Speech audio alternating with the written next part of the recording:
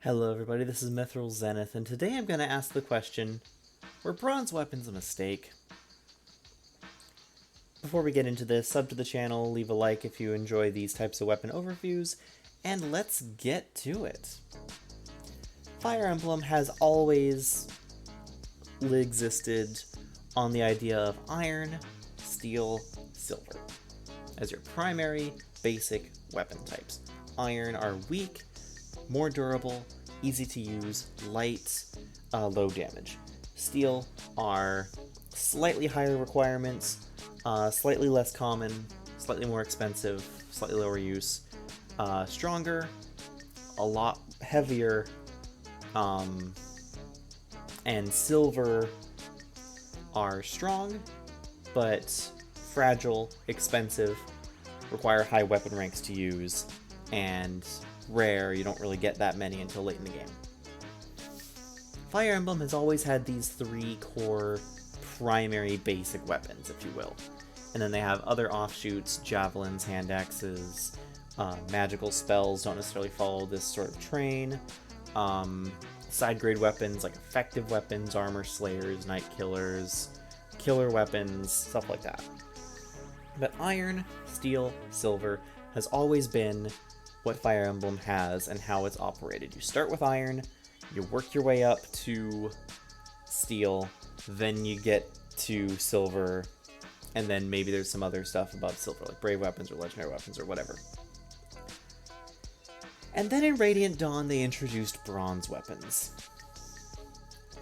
Bronze weapons, as seen by the bronze sword, they're weaker than iron.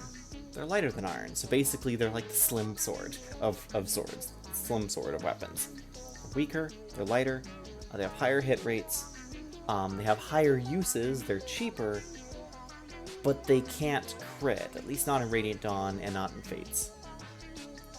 They're meant to be kind of training weapons, or basic weapons, or something that you use when you just don't have a lot of money, or when you want to weaken things but not overkill. I think the idea of having a bronze weapon, having a weapon that's weak and can't crit, is a good thing for Fire Emblem because it allows your stronger units to guaranteed weaken enemies and set up kills for weaker units.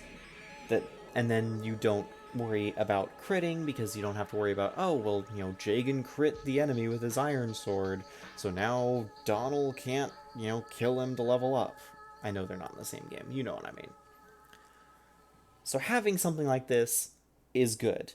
It's a good idea. I think it's a good idea for a weapon to be very focused, can't crit, can't activate skills, stuff like that.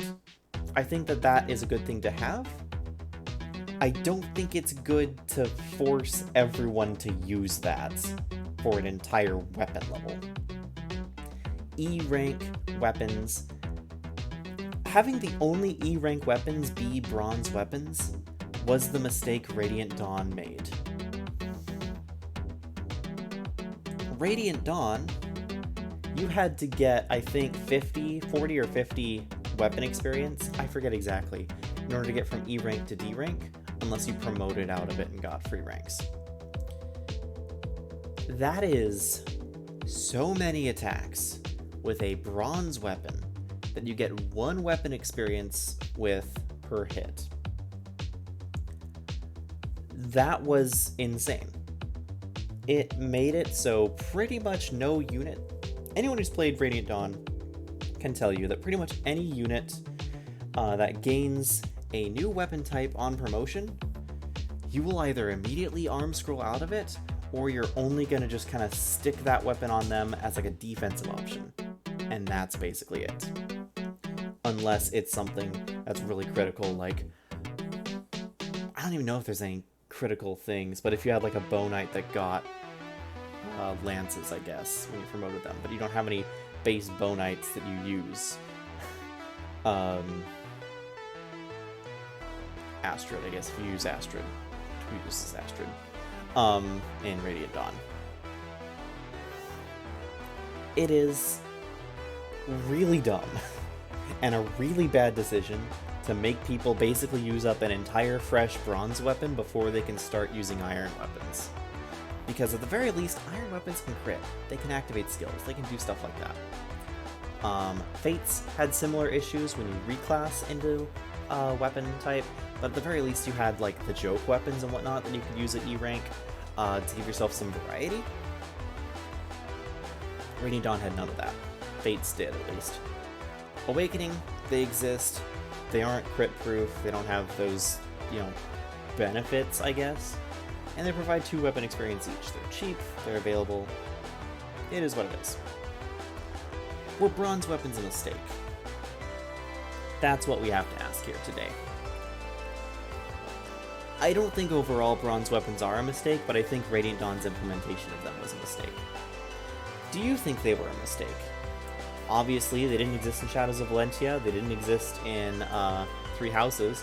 Three Houses had training weapons, but those training weapons could be pretty good. They had good uses, they had great accuracy, they were light, and that accuracy is very important, especially for stuff like bows, when you're trying to attack from high range with archers. Good accuracy was very important, and so the training weapons definitely had a use. I don't think the bronze weapons had as much of a use, even though they have an interesting niche.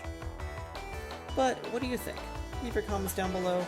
Until next time, this is Mythos Zenith signing out.